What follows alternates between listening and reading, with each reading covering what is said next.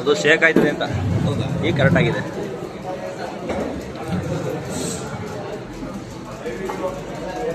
ಅಂಡದಲ್ಲಿ ಪಿಂಡದಲ್ಲಿ ಬ್ರಹ್ಮಾಂಡದಲ್ಲಿ ಕಣ ಕಣದಿ ಚಳ ಚಳದಿ ಆಡುವ ರೇಣುಗಳಲ್ಲಿ ಸಂಚಯದ ಶಕ್ತಿಯ ಸಂಚಲನದಲ್ಲಿರುವುದು ಸಂಘರ್ಷದ ಮನದ ಆ ಬಲಕ್ಕೆ ಎದುರುಂಟು. ಎಚ್ಚರದಿ ಕಾಯ್ದೊದಗಿದರೆ ಅಲ್ಲಿ ಕಸುವುಂಟು. ಮೈಮರಕ ಅವಧಾನವಿಲ್ಲದೆ ಸಾವುಂಟು. ವಿದ್ಯುತ ಲಿಂಗನದ ಶಕ್ತಿ ಸಂಭೂತವೇ ದೃಢ ಮಾತ್ರ ನಿವನು ಸಹಜವಾದವನು. ಆಗಿರುವ ಇವನನ್ನು ಅನುಗ್ರಹಿತನೆಂದು ಆಗಿರಲಿ ಇವನೀಗ ಧೀರ್ ಶಕ್ತಿ ಮಿತ್ರನು. ಬಯಸಿದಂತೆಲ್ಲ ಬದುಕು ದೊರಕೋದಿಲ್ಲ, ದೊರಕಿದ್ದೆಲ್ಲ ಬದುಕಾಗೋದಿಲ್ಲ. ಹೌದು, ಈ ಬದುಕು ಎಂದ್ರೇನು? ಅರಿವಿಲ್ಲದಂತೆ ಆಯ್ತೆಂಬ ಜನನ, ಅರಿತಿಲ್ಲ ಎಂದು ಬರುವುದು ಮರಣ. ಅವಧಿ ಎಂಬುದುಂಟು ಹುಟ್ಟು ಸಾವಿನ ನಡುವೆ, ಆ ಕಾಲಕ್ಕಲ್ಲವೇ ಬದುಕೆಂಬ ಹೆಸರುಂಟು. ಒಂದು ಕ್ಷಣ, ಒಂದೇ ಒಂದು ಕ್ಷಣ ನಮ್ಮ ಕಾಯದ ದಂಡಿಗೆ ಎಂದು ಮಡಿಕೆಯನ್ನು ನಡುವ ಸಿಡಿದ ಮಿಂಚು, ಆ ಶಕ್ತಿಗಳ ಸಂಚು ಬದುಕಿನ ಪಟ್ಟನೆಯ ಸುಟ್ಟು ಮಣ್ಣಾಗಿಸಿ ಬಿಡುತ್ತದೆ.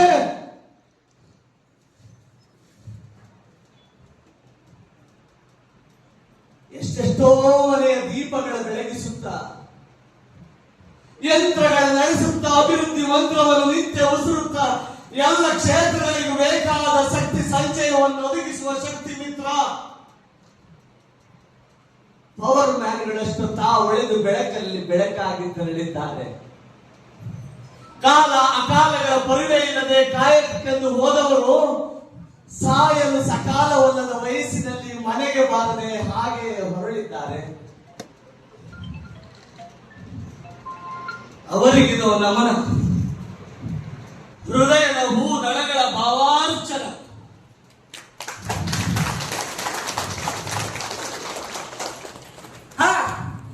ನಮ್ ಶಕ್ತಿ ಮಿತ್ರರ ವೇದ್ಯ ಸಾಧನೆ ವೇದ್ಯ ಹೇಳಕ್ರೆ ನನಗೆ ಗತಿ ಬರೋದು ನಮ್ ಲೈನ್ ಸಿದ್ಧಾಂತ.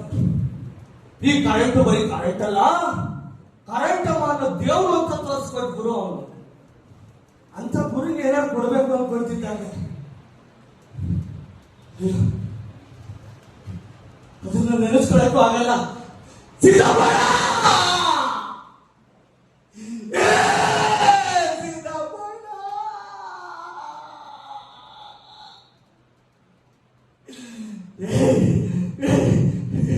ನೀನು ಮಲಗಿರೋ ಚಟ್ಟದಿಗಳ ಭುಜ ಓದ್ತಾ ಇದ್ದಾಗ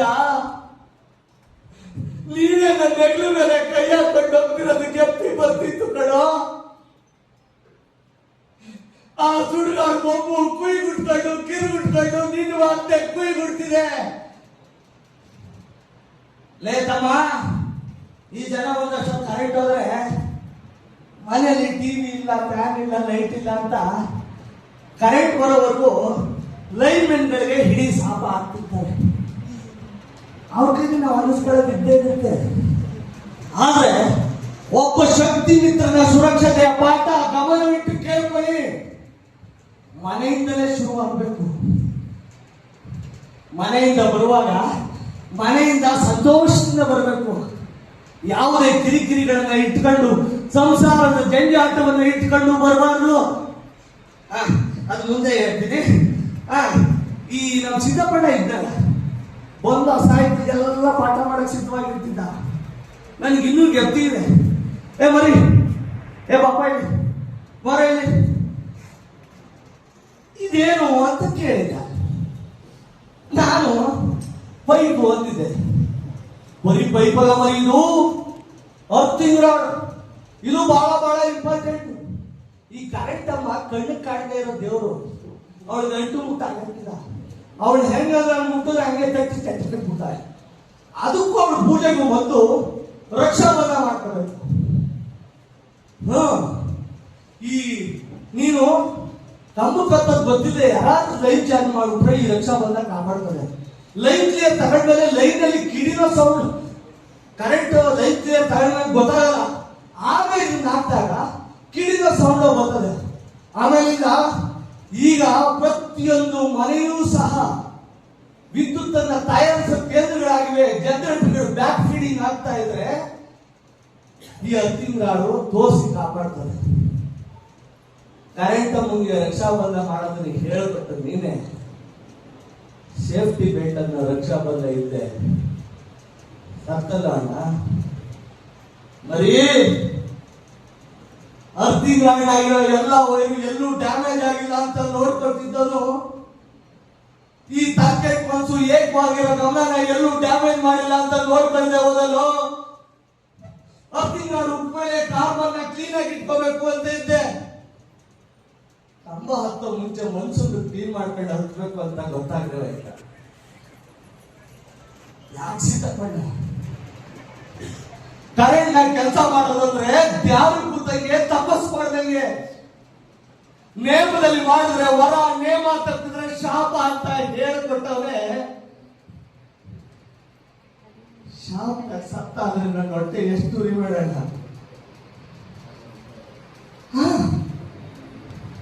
ನನ್ಗೆ ಇನ್ನೂ ಗೊತ್ತಿದೆ.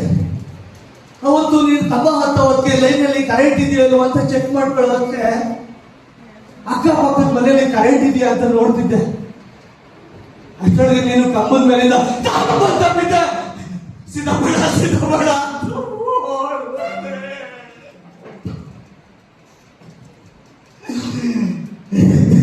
ಗೊತ್ತಾಗೋಯ್ತು ಕಾರಣ, ಗೊತ್ತಾಗೋಯ್ತು ಕಾರಣ. ನಿನಗೆ ಏನಾಯ್ತು ಅಂತ ಗೊತ್ತಾಗೋಯ್ತು. ಅಲ್ಲಿ ನಿನ್ನ ಹೇಳಾಗುತ್ತಿತ್ತು, ನಿನ್ನ ಹೇಳಾಗುತ್ತಿತ್ತು. ಉಸಿರ್ದೆಲ್ಲ ನಿನ್ನ ದೇಹನ ಪಕ್ಕಕ್ಕಿಡೋಕೆ ಏನೋ ಫೋನ್ ಬಂತು. ಯಾರು ಏನೇ ಮುಖಂಡಂತೆ ಮಾತಾಡ್ತಾರೆ.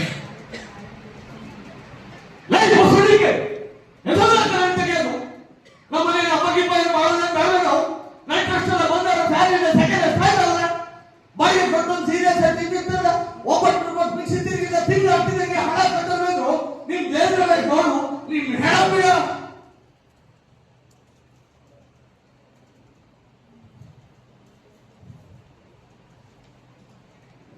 ಬಿದ್ದೈತೆ ಒಂದು ಬ್ಯಾವರ್ಸಿ ಎಡ ಬಿದ್ದೈತೆ. ಹಬ್ಬದ ದಿನ ಮಾಡಿದಾಗ ಬೇಕಾಗಿರೋ ಒಂದು ಬ್ಯಾವರ್ಸಿ ಎಡ ಬಿದ್ದೈತೆ. ತಿಂಗಳು ಹಾಕ್ತಿದಂಗೆ ಹಣ ಕಟ್ಟೋರು ನೀವು. ಅದೇ ಕರೆಂಟ್ಗೆ ನಮ್ಗೆ ಹೆಣ ಬಿದ್ದೈತೆ. ಪಾಪ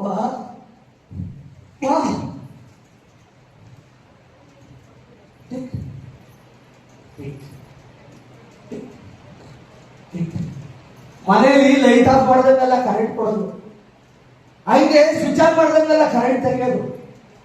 ಕರೆಂಟ್ ತಕ್ಷಣ ಕರೆಂಟ್ ಹೋಯ್ತು ಅಂತ ಕೂಡ ಅಂದ್ರೆ ಕರೆಂಟ್ ತೆಗೆದಂತ ಬಯಸ್ಕೊಳ್ಳೋ ಶಕ್ತಿ ಮಿತ್ರ. ಸುರಿಯೋ ಮಳೆಯಲ್ಲಿ, ಬೀಸೋ ಗಾಳಿಯಲ್ಲಿ, ಕೊರಿಯೋ ಚಳಿಲಿ, ಕಾರನ್ನ ಕತ್ತಲ್ಲಿ ಸಂದಿ ಗುದ್ದಿ ಗೊಗ್ಗಲ್ಲಿ ಇಕ್ಕಂಡು ಸುಟ್ಕೊಂಡು ಕಸ ಕಟ್ಟಿ ತುಳ್ಕೊಂಡು ತಿಪ್ಪೆ ಉಂಡೆ ಹಾಕೊಂಡು ಕಚ್ಚಕ್ಕಂತ ಬಾಯಿ ತಕೊಂಡು ಬರೋ ನಾಯಿಗಳನ್ನೆಲ್ಲ ಎದುರಿಸ್ಕೊಂಡು ಮಾಡ್ಬೇಕು ನಾವು. ಜೀವ ಎಸ್ ಓಪನ್ ಮಾಡ್ಬೇಕು, ಅರ್ತಿಂಗ್ ಮಾಡ್ಬೇಕು, ಕ್ರಿಪ್ ಹಾಕ್ಬೇಕು, ಜಂಪ್ ಹಾಕ್ಬೇಕು. ಕೇಬಲ್ ಕೆಟ್ಟೋಯ್ತು ಅಂದ್ರೆ ಆಹಾರ ಗುದ್ದು ಹಿಡಿಬೇಕು. ಕದ್ದು ತುದಿ ಚಾತಲ್ಲಿರೋ ಕೇಬಲ್ ಗೊತ್ತಿಸಿ ಸೀಳಂಗೆ ಆಗಿಬೇಕು, ಮಗಿಬೇಕು. ಕಂಬಗಳನ್ನ ಎತ್ತಲೇಬೇಕು, ತಂತಿಗಳನ್ನ ಎಳೆಯಬೇಕು. ಮುಟ್ಟದ ಕೂಡಲೇ ಸುಟ್ಟಾಕ್ಬಿಟ್ಟು ಮುಕ್ತಿ ಕೊಡೋ ಶಕ್ತಿಯನ್ನ ಭಯ ಭಕ್ತಿ ಇಟ್ಕೊಂಡು ನಮ್ಮ ಬದುಕು ನಡೆಸಬೇಕು. ಆಗಲೇ ಶಕ್ತಿ ಮಿತ್ರರ ಬದುಕು, ಕುಟುಂಬ, ಸಮಾಜ, ಕೃಷಿ ಎಲ್ಲ. ಆದ್ರೆ ಈ ಕಾಯಕ ಅನ್ನೋದು ಇದೆಯಲ್ಲ, ಅದು ಇನ್ನಿಲ್ಲದೆ ಅಂತ ಭಾವನೆ. ಸುಡುಗಾಡು ಮಾರಿ ಸಾವಿನ ಕಡಿಮೆ ಕೊಗೆಯಕ್ಕೆ ಕವಣೆ ಬೀಸ್ಕೊಂಡು ನಿಂತಿರ್ತಾಳೆ. ಅದನ್ನ ನಿವಾರಿಸ್ಕೊಂಡು ಕತ್ತಿ ಅಂಚೆ ನಡೆಯುವ ವಿದ್ಯುತ್ ಮಿಂಚಿನ ಕಾಯಕ ಮಾಡೋದೇ ಒಂದು ಸಾಧನೆ. ಒಂದು ಅವಸ್ಥೆ ಎತ್ತರ ತಪ್ಪಿದ್ರೆ ರೋಧನೆ ಬೇರೆ. ಸಿದ್ದಪ್ಪನ ಬದುಕಷ್ಟೇ. ಬದುಕಿದಷ್ಟು ಕಾಲ ನನ್ನ ತಾಯಿಗಳಿಗೆ ಸೇಫ್ಟಿ ಮೆಜರ್ಸ್ ಹೇಳ್ಬಿಟ್ಟು ಸಿದ್ಧ ಮಾಡಿದ್ದೆ ಸರ್. ಆದ್ರೆ ಅದನ್ನ ಮಾತು ಕತೆ ಮುಗಿಸ್ಕೊಂಡಿದ್ದು ತೀರ್ದಿರೋ ಬೇರೆ. ಹೀಗೆ ಸಿದ್ದಪ್ಪನ ಹತ್ರ ಕರೆಂಟ್ ಅಮ್ಮಗೆ ದೀಕ್ಷೆ ತಗೊಂಡವರು ಅದೆಷ್ಟೋ ಜನ. ಆದ್ರೆ ಕೆಲವರು ಪಾಲಿಸ್ತಿದ್ರು, ಕೆಲವರು ಪಾಲಿಸ್ತಿರ್ಲಿಲ್ಲ. ಆದ್ರೆ ಅವನ ಅಪ್ಪ ಇದ್ದಾನೆ ತನಗೆ ಅವ್ರಿಗೆ ಫೋನ್ ಅಂತ.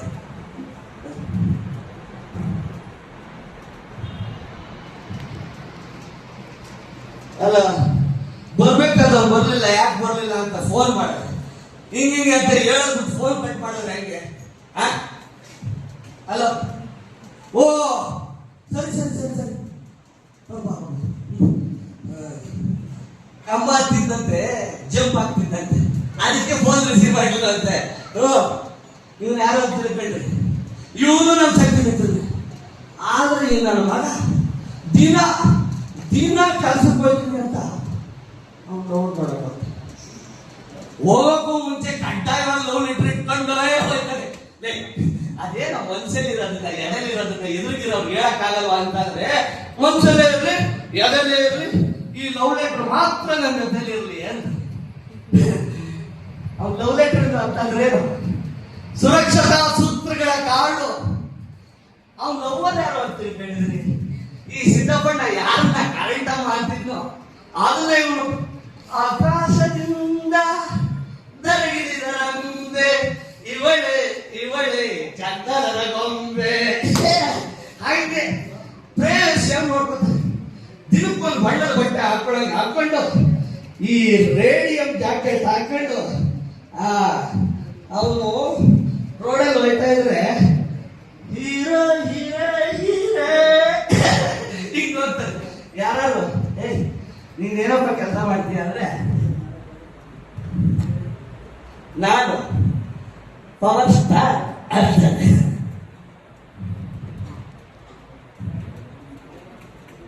ವಿದ್ಯುತ್ತಿನ ವಿಶ್ವದಲ್ಲಿ ವಿನಯವಂತ ಶಕ್ತಿ ಮಾತ್ರ, ವಿಕಾಸದಿ ವಿಚಾರದಿ ವಿವೇಕದಿ ವಿಜ್ಞಾನದಿ ವಿಧ ವಿಧದಲ್ಲಿ ವಿಜೃಂಭಿಸ ವಿದ್ಯುತ್ತ ವಿವೇಚನೆಯ ಸಾರಥಿನ ವಿದ್ಯುತ್ತಿನ ವಿಶ್ವರೂಪ ದರ್ಶಿಸುವ ಭಕ್ತನ ಶ್ಯಾಮಲೆಯ ಹಸಿರ ಉಸಿರ ಸಮವಸ್ತ್ರವನ್ನು ಧರಿಸಿರುವೆ. ಜೀವಂತರ ಗುರುತ ಹಸಿರ ಮೈಗೆ ಹೊತ್ತು ನಡೆಯುವೆ. ವಿದ್ಯುತ್ತಿನ ಕಾಯಕದಲ್ಲಿ ಶವವಾಗದ ಶಿವನಾಗುವೆ ಎಂದು ಸುರುತ ನನ್ನುಸಿರ ಹಸಿರಾದ ವಸ್ತ್ರವಿದು. ಬರೀ ಅರಿವೆ ಎಲ್ಲ ಇದು, ಅರಿವು ಅರಿವು ಇದು, ಜೀವನದ ಹಸಿ ಬಿಸಿ ಅರಿವಿಗಿಡುವ ಹಸಿರು. ಅಡಿಗಡಿಗೆ ಇರಲೆಚ್ಚರ ಎಂದೆಚ್ಚರಿಸುತ್ತಿರುವ ಸುರಕ್ಷತಾ ಪತ್ರವಿದು, ಇರಲಿ ನನ್ನ ಜೊತೆಗೆ. ಮರವಿನ ಮನೆ ಎದ್ದು ಬಂದು ಮೈ ಬರ್ತಾರೆ ಒದ್ದು ನಿಂದು, ಮನೆ ಇದೆ, ಸಮಾಜ ಇದೆ, ಮಿತ್ರ ಬಳಗ ಎಲ್ಲ ಇದೆ ಎಂದು ಹೇಳುತ್ತಿದೆ. ಕೆಲಸಕ್ಕಿಳಿಯುವ ಮುನ್ನ ನಮ್ಮ ಸಹಾಯಕ ಅಭಿಯಂತರ, ಕಿರಿಯ ಅಭಿಯಂತರ, ನಮ್ಮ ಮೇಸ್ತ್ರಿ ಕೊಟ್ಟ ಸಲಹೆ ಸೂಚನೆಗಳ ಪಾಲಿಸಿ ನಮ್ಮ ರಕ್ಷೆಗೆಂದೇ ಇರುವ ಎಲ್ಲವನ್ನು ಹೊಂದಿವೆ.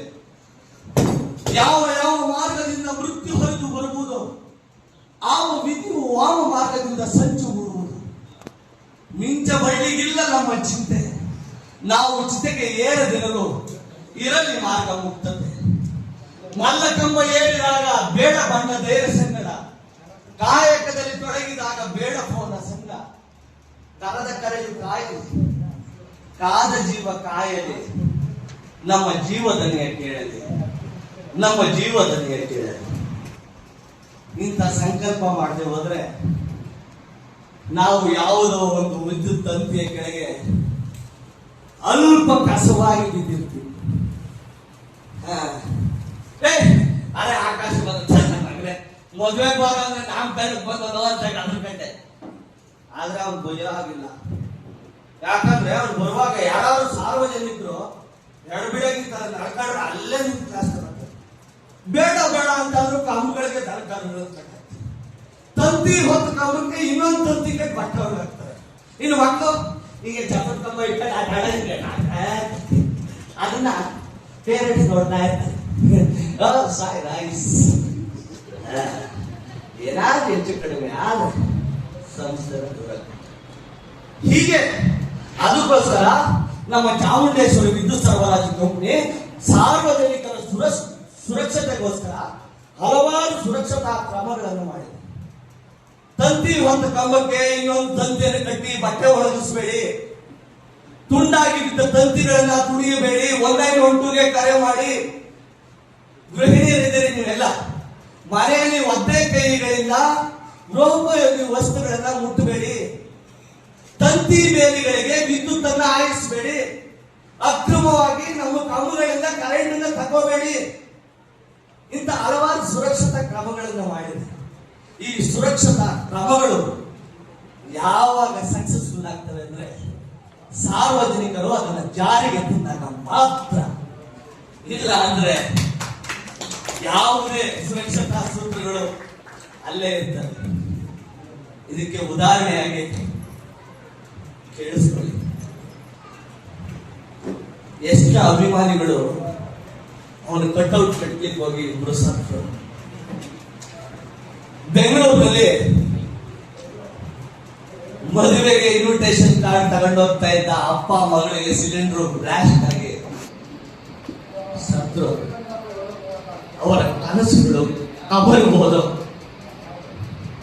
ಹೀಗೆ ಒಬ್ಬ ಶಕ್ತಿ ಮಿತ್ರ ಸಾರ್ವಜನಿಕರಿಗೂ ಅರಿವನ್ನು ಮೂಡಿಸಬೇಕು, ತನಗೆ ತಾನು ಸುರಕ್ಷತೆಯನ್ನ ಪಡ್ಕೋಬೇಕು. ಇದನ್ನ ಅಷ್ಟು ನೆಗ್ಲೆಕ್ಟ್ ಮಾಡಬಾರ್ದು. ಮುಂದೆ ಬರಬೇಕು.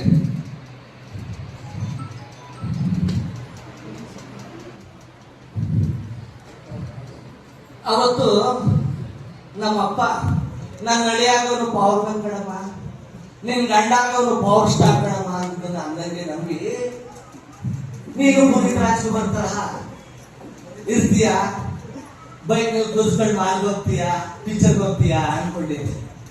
ಯಾವಾಗ ನೋಡಿದ್ರು ಕಂಬ ಹಾಕ್ತೀವಿ, ಜಂಪ್ ಹಾಕ್ತೀವಿ, ಫ್ಯೂಸ್ ಇಕ್ತಾವಿ, ಡಿಸ್ಕನೆಕ್ಷನ್ ಮಾಡ್ತಾವಿ, ರೀಕನೆಕ್ಷನ್ ಮಾಡ್ತಾವಿ, ಹಿಂಗೆ ಡಿಸ್ಕನೆಕ್ಟ್ ಆಗಿ ಹೋಗ್ತೀಯ. ಒಂದ್ ಮದುವೆ ಬರೋದ ಒಂದ್ ನಾಮಕರಣ ಬರೋದ,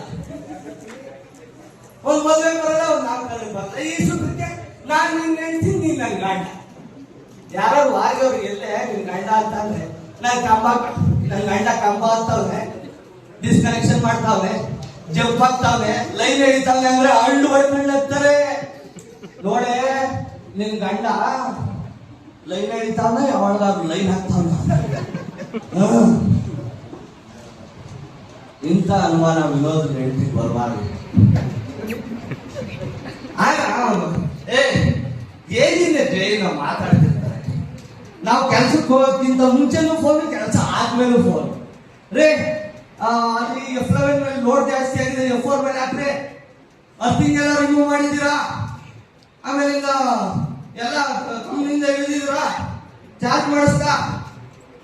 ಇದು ನಮ್ಮ ಕೆಲಸದ ಭಾಗ ಅಂತ ರೇ, ನಾನು ನಿಮ್ಮ ಜೀವನದ ಭಾಗ ಅಂತ ಎಲ್ಲ ಹೆಣ್ಮಕ್ಳು ಆಗಲ್ಲ. ಎಲ್ಲ ಹೆಣ್ಣು ಮಕ್ಕಳು ತಾಯಿಯಾಗಿ ತಂಗಿಯಾಗಿ ಅವನು ಮದುವೆಗೆ ಕಾಯ್ತಾ ಇರ್ತಾರೆ. ಇದಿಷ್ಟೇ ಅಲ್ಲ, ಅವಳು ಯಾವಾಗ ಫೋನ್ ಮಾಡಿದ್ರು ಎತ್ತಲೇಬೇಕಿತ್ತು, ಆ ಕಡೆ ಹೋಗಲು ಮಾಡಬೇಕಿತ್ತು. ಆಗ ಯಾರ ಫೋನ್ ಮಾಡ್ತಿದ್ದೆ ಅಂತಂದ್ರೆ ರಾಂಗ್ ನಂಬರ್ ಜೊತೆ ಇಷ್ಟೊಂದು ಮಾತಾಡ್ತಿದ್ಯಾ ಅಂತ. ಅಷ್ಟು ಮಾತಾಡಿಲ್ಲ, ಅದು ಇನ್ನೂ ಅಂದ್ರೆ ಇನ್ನೂ ರಂಗಾಗು. ಕಡೆಗೆ ಒಂದ್ ದಿವಸ ಕಂಬದ ಮೇಲೆ ಹತ್ತಿ ಕೆಲಸ ಮಾಡ್ತಿದ್ದ, ರಾಂಗ್ ಇದು ಫೋನ್ ಎತ್ತಿಲ್ಲ, ಎತ್ತಕ್ಕಾಗ್ತಾನೆ ಇರಲಿಲ್ಲ. ಆಗ ಇವಳು ಬಿಟ್ಟೋಗ್ಬಿಡ್ದಂಗೆ ಫೋನ್ ಮಾಡ್ತಾನೆ ಇಲ್ಲ. ಕಡೆಗೆ ಸಿಟ್ಟತ್ತಿ,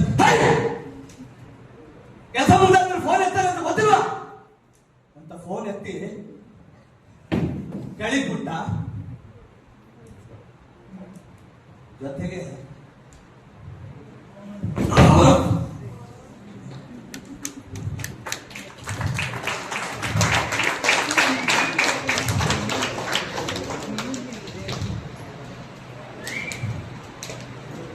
ಅವತ್ತು ಅವನು ಸೇಫ್ಟಿ ಬೆಲ್ಟ್ ಹಾಕಿರ್ಲಿಲ್ಲ. ನಮ್ಮ ಲೈನ್ ಮ್ಯಾನ್ಗಳಿಗೆ ಕಂಬದ ಮೇಲಿಂದ ಬಿದ್ದರೆ ಮೊದಲು ಸ್ಪೈನಲ್ ಕಾರ್ಡ್ಗೆ ಏಟ್ ಆಗುತ್ತೆ, ಅದು ಹೋದ್ರೆ ಅವನು ಇದ್ರು ಸತ್ತ ಹಾಗೆ. ಕತೆ ಇಲ್ಲಿಗೆ ಮುಗಿಲಿಲ್ಲ. ಅವತ್ತು ನಾನು ಆಕಾಶ ಹಣ್ಣು ಅಪ್ಪು ಹಿಡ್ಕೊಂಡು ಅವನ ಮನೆಗೆ ಹೋಗಿದ್ದು. ಆಗ ವಿನೋದ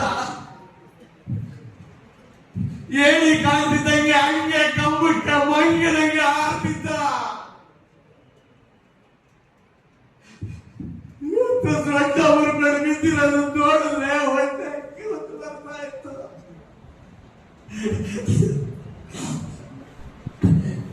ಹೇಗಿದೆಯಾ ಅಂತ ಹೇಗ್ ಕೇಳೋದು, ಯಾವಾಗ ಬರ್ತೀಯ ಅಂತ ಹೇಗ್ ಕೇಳೋದು. ಯಾರು ಮೌನ ಬರೆಯಕ್ಕೆ ಎಲ್ಲ ನಿನ್ ರಾಂಗ್ ನಂಬರ್ ಅಂತ ಅಂದೆ. ಅದಕ್ಕೆ ಅವಳು ಅವ್ರ ಅಪ್ಪನ ಮನೆಗೆ ಹೋಗಿದ್ದಾಳೆ ಅಂತ ನಕ್ಕ.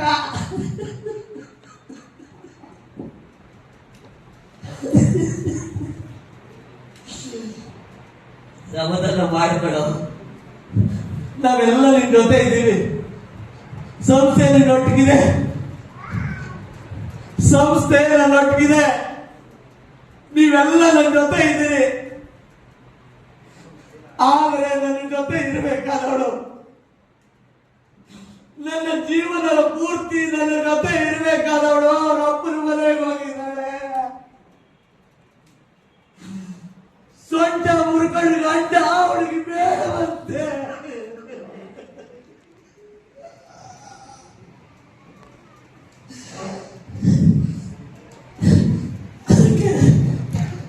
ಅದಕ್ಕೆ ನನ್ನೆಲ್ಲ ಶಕ್ತಿ ಮಿತ್ರರಲ್ಲಿ ಒಂದೇ ಒಂದು ಮಾತನ್ನ ಕೇಳ್ತೀನಿ, ದಯಮಾಡಿ ಗಮನವಿಟ್ಟು ಕೇಳ್ಕೊಳ್ಳಿ. ಪವಿತ್ರವಾದ ಬಟ್ಟೆ ತೊಟ್ಟು ಮನೆ ಮನೆಗೆ ಬೆಳಕು ಕೊಟ್ಟು ಈ ಪಾಪಿ ದುನಿಯಾ ಕಳೆದು ಹೋಗುವ ಮುನ್ನ ನೆನಪಿಸಿಕೊಳ್ಳಿ ನಿಮ್ಮ ಕರಳ ಧ್ವನಿಯನ್ನ. ನಿಮ್ಮ ಎತ್ತ ಕರುಳಿನ ಕಣ್ಣ ನೀರು ಕೆನ್ನೆಗೆ ಇಳಿಯುವ ಮುನ್ನ ನೆನಪಿಸಿಕೊಳ್ಳಿ ನಿಮ್ಮ ಕರಳ ಧ್ವನಿಯನ್ನ. ಫೋನಿನಲ್ಲಿ ಮಾತನಾಡುತ್ತಾ ಕಾತರದಲ್ಲಿ ಕೆಲಸಕ್ಕೆ ಕೈ ಹಾಕಿ ಬಲಿಯಾಗುವುದಕ್ಕಿಂತ ಮುಂಚೆ ನೆನಪಿಸಿಕೊಳ್ಳಿ ನಿಮ್ಮ ಕರಳ ಧ್ವನಿಯನ್ನ. ಚಿಕ್ಕ ಚಿಕ್ಕ ವಯಸ್ಸಿಗೆ ಚಟಗಳಿಗೆ ಬಲಿಯಾಗಿ ನಿಮ್ಮ ಜೀವನದ ಪಯಣದ ದೋಣಿ ದಡ ಸೇರುವ ಮುನ್ನ ಮುಳುಗುವ ಮುನ್ನ ನೆನಪಿಸಿಕೊಳ್ಳಿ ನಿಮ್ಮ ಕರಳ ಧ್ವನಿಯನ್ನ. ಸೂರ್ಯ ಉದಯಿಸುವುದಕ್ಕಿಂತ ಮುಂಚೆ ಬರುತ್ತಿವೆ ಅಪಘಾತದ ಕರೆಗಳು. ಅದೇ ಯುದ್ಧ ಬೆಳೆದ ಮಗ, ಕಡೆಗಾಲದಲ್ಲಿ ನೀರನ್ನು ಬಿಡುವ ಸಾಕುವ ಮಗ ಬಲು ದೂರ ಹೋಗುವ ಮುನ್ನ ನೆನಪಿಸಿಕೊಳ್ಳಿ ನಿಮ್ಮ ಕರಳ ಧ್ವನಿಯನ್ನ.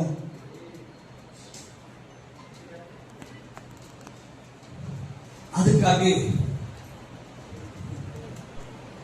ನಮ್ಮ ಚಾಮುಂಡೇಶ್ವರಿ ವಿದ್ಯುತ್ ಸರಬರಾಜು ಕಂಪನಿ, ಬೆಸ್ಕಾಂ ಎಲ್ಲರೂ ಕಡ್ಡಾಯವಾಗಿ ಸುರಕ್ಷತಾ ಕ್ರಮಗಳನ್ನು ಪಾಲಿಸಿ ಅಂತ.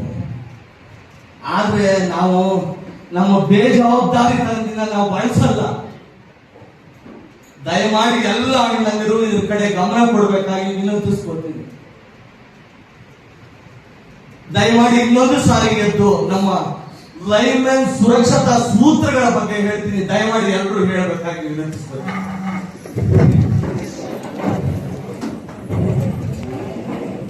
ಪ್ರತಿದಿನ ಯೂನಿಫಾರ್ಮ್ ಮತ್ತು ಸುರಕ್ಷತಾ ಸೂತ್ರಗಳ ಕಾರ್ಡನ್ನ ಕೆಲಸಕ್ಕೆ ಹೋಗುವ ಮುನ್ನ ಕಡ್ಡಾಯವಾಗಿ ಧರಿಸಿರಬೇಕು. ಎಇ ಅಥವಾ ಜೆಇ ಅಥವಾ ಮೇಸ್ತ್ರಿರವರಿಂದ ಸೂಕ್ತ ಸಲಹೆ ಪಡೆದು ಎಲ್ಲಾ ಸುರಕ್ಷತಾ ಸಾಮಗ್ರಿಗಳನ್ನ ತಪ್ಪದೇ ಕೊಂಡೊಯ್ಯಬೇಕು. ವಿದ್ಯುತ್ ಸರಬರಾಜಿನ ಯಾವ ಯಾವ ಮಾರ್ಗಗಳಿಂದ ಬರುತ್ತದೆಂದು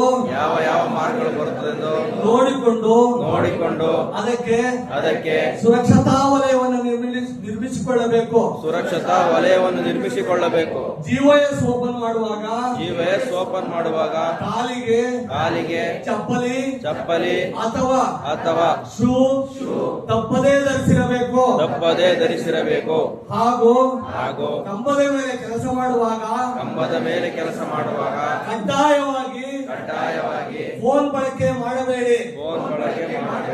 ಕೆಲಸ ಪ್ರಾರಂಭಿಸುವುದಕ್ಕಿಂತ ಮೊದಲು ಜೆಇ ಮೇಸ್ತ್ರಿ ಅವರ ಸಲಹೆ ಪಡೆದ ನಂತರವೇ ಕೆಲಸ ಪ್ರಾರಂಭಿಸಬೇಕು. ನಮ್ಮ ಸುರಕ್ಷತೆ ನಮ್ಮ ಆದ್ಯತೆ. ಕೂತ್ಕೊಳ್ಳಿ.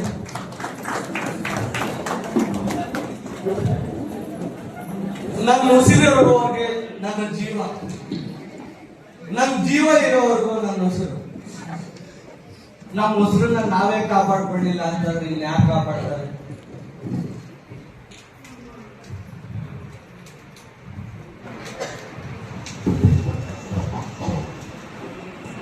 ಎಲ್ರು ಏರಿಯಾ ತಾಯಿ ಐಸಾ, ಏರಿಯಾ ತಾಯಿ ಐಸಾ, ಏರಿಯಾ ತಾಯಿ ಐಸಾ, ಚಾಮುಂಡಿ ತಾಯಿ ಐಸಾ, ಏರಿಯಾ ತಾಯಿ ಐಸಾ, ಚಾಮುಂಡಿ ತಾಯಿ ಐಸಾ, ಏರಿಯಾ ತಾಯಿ ಐಸಾ, ಚಾಮುಂಡಿ ತಾಯಿ ಐಸಾ, ಏರಿಯಾ ತಾಯಿ ಐಸಾ, ಚಾಮುಂಡಿ ತಾಯಿ ಐಸಾ, ಏರಿಯಾ ತಾಯಿ ಐಸಾ, ಚಾಮುಂಡಿ ತಾಯಿ ಐಸಾ, ಏರಿಯಾ ತಾಯಿ ಐಸಾ, ಯಥಾರ್ಥ ಐಸಾ.